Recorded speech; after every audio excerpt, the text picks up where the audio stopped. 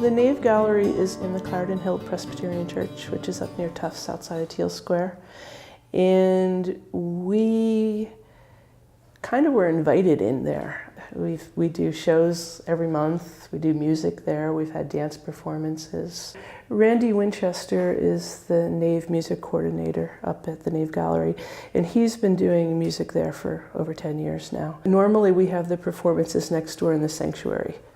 It's completely nonprofit, all volunteer. We would not exist without them. So they do everything from grunt work, like, coming in and packing up work and puttying holes and painting the walls. Tori Costa is really my right arm. Neither Nave space would exist without her. She's responsible for all of the online listings and all of the web updates. We have interns on occasion and she does all the training with them. Location's huge. Davis Square, the amount of foot traffic that comes through here is just insane. We have openings here where people can knock in the front door. The good thing is that since we opened the Annex, we have gotten even more traffic up at the Nave Gallery. To me, they're both play spaces. You don't really think about it, but your art is really influenced by the space that you have to make it in. We have a guest curatorial program, which allows people to come in and play with their own ideas. Whether you admit it or not, it influences what it is you're able to make. So the residency is kind of fun to see what you could do when you throw somebody in there and let them do whatever. Well, they can't weld in there, but they have a lot of room to do what they want to do, and so it's kind of exciting to see.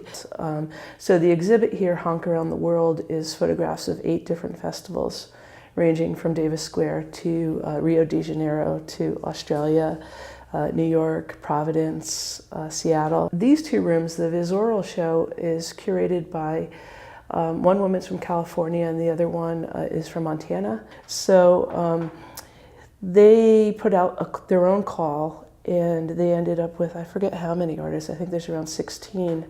And 5 of them are from Massachusetts and the rest really are from everywhere else. So, and each piece of artwork was inspired by an individual song.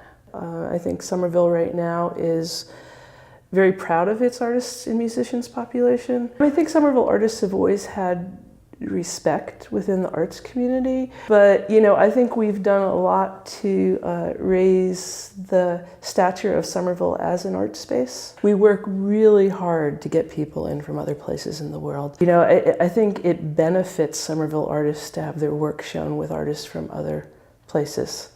I think it broadens their own conception about what their own work is about. Any one show, anywhere between 30 to 70% could be Massachusetts artists, but that leaves 70 to 30% from somewhere else in the country or the world. And we get a lot of traffic from people who come to Somerville just to come to the gallery. There's just like a million different things going on, and that's kind of the fun part about it. We have a project called Wraparound, which is a fundraiser for Somerville Homeless Coalition. People who knit, crochet, and now it's grown into sewn and also other crafts, donate hats, scarves, sweaters. We have a sale and 100% of the money goes to the Somerville Homeless Coalition.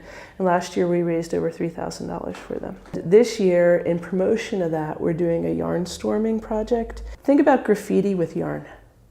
Sounds cool. It's totally cool. But basically, in this case, we put out a call and volunteers dropped off squares that were like 4 by 4 inches or 4 by 8 or 4 by 12. And they were all sewn together and they covered the trees. And it's a temporary installation. It doesn't hurt the trees. They're acrylic yarn, so they last really well to the weather. And the colors of the trees are tied to different things that people need, like housing and food and health, I think, are the 3. Powder House Park has 3 trees that have been done. We get some grant money. We get some, we do get some sales and take a small commission. We have open calls and we'll have a small entry fee that we use. And we have fundraisers every once in a while. So that's kind of what we do well. We kind of try to take art, we take community, we try to be a little activist about it.